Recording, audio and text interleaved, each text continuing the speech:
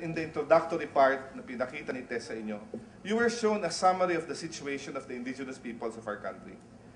It showed you a picture of sheer inequity, poverty, and discrimination. Nakakalungkot, no?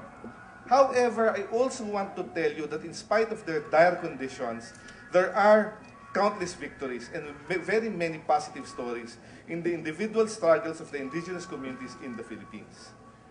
The mere fact that the indigenous peoples are still here, nandyan pa rin sila kahit anong ibinato sa kanila, kahit anong pasakit, nandyan pa rin sila, is a testimony of their unwavering determination, their strength as a people, and to be able to continue as the bearers of our future. Every time I speak before students and relate the struggles of indigenous peoples for their human rights, more often than not, students readily show their willingness to effect change and be partners with indigenous communities. Ang dami sasabihin, Kuya Dave, sige, anong pwede kong gawin? No? So, gusto ko yan. Gusto kong magbago. No? Pero, however, at the same time, students start and tend to doubt their own capacity. Sa mga estudyante, sasabihin sa akin, laging tinatanong mga kabataan, ano naman magagawa namin? Bata pa kami, estudyante lang kami. Ang sagot ko doon, lagi kong sinasabi, napakarami ng inyong magagawa. Ano yun? No? Your potential is your very own strength.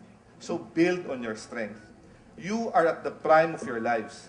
You're stronger, more idealistic, and have much more mileage and have much more to give than us. Kami kandilang paupos na. Physical and mental exhaustion has yet to take its toll in your minds and bodies. You might even ask me naman, what about our lack of experience? Isn't that a weakness? Napakaiksi pa lang ng aming tinahak na landas and we are short of experience. Kulang na kulang kami sa karanasan. Again, ang sagot ko dyan, huwag kayong malungkot, do not despair. Kung kusunadan nyo talagang makipag-solidarity sa mga discriminated sectors ng society natin, huwag kayong matakot. Again, do not despair. This seeming inability of the youth is in fact the source of your very own power. It is an enormous advantage. Bakit? You have yet to be jaded by failure and frustration. No? Yung maiksing pinagdaanan ninyo, hindi pa kayo masyadong nagsasawa. Lalaban pa kayo. Naniniwala pa kayo na may pag-asa pa ang pagbabago. More importantly, most of you still hold on to the belief that as an individual, as a simple citizen, you still have the capacity to effect change in our society.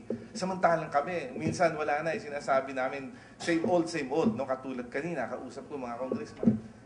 Sa totoo lang, wala akong pinaniniwalaan sa sinasabi nila, pero nandyan na yan eh. Pero siguro kayo, kahit konti, there's that glint of hope na palagay nyo may pagbabago pa. Most of you are still finding your way, your mission, and the path that you want to take to face the future. Learning more about who we are as a people and understanding the lives of others in our society provides you with the crucial information that will help you in discerning your role as productive citizens of this country. More importantly, you are now starting to know where we came from as Filipinos. For this is the only way that we can be guided to wherever we want to go in the future. From among this group, ang dami nyo dito, might be the next leaders of this country, next congressmen. Patawarin, no? Senators, business tycoons, artists, public servants, NGO workers like me. Eventually, as you move on in your lives, you will encounter issues that involve indigenous peoples as you move along in your careers. Some of these situations might not necessarily be pleasant and would require some challenges on your part. Pero medyo mas okay na. Kasi you had this opportunity to at least listen to me. Siguro pagdating ng panahon, may enkwentro nyo, magkakaproblema kayo, pero palagay ko, we're starting to plant a seed. And that seed hopefully will help you guide you in making a good decision whenever you encounter indigenous peoples. No? This seed will grow, and the fruit of good will be eventually harvested at the right time. No? So lagi nating tandaan, no? Yung mga katutubong pamayanan, katulad lang natin sila. No? Huwag natin silang tignan as noble savages na nasa pedestal. Sila'y katulad natin na nagdesisyon na ipagpatuloy na isulong ang kanilang kultura. At one time in our history, lahat tayo katulad nila. Hindi tayo iba sa kanila. Nagkataon lang, sa pagtakbo ng panahon, sila'y napag-iwanan gawa ng hindi nila gustong talikuran ang pagkatao nila bilang katutubong Pilipino. Sa inyo namang mga kabataan, lagi niyong tandaan na kung saan kayo patungo, doon din pupunta yung bayan natin. Remember your future is this country's future.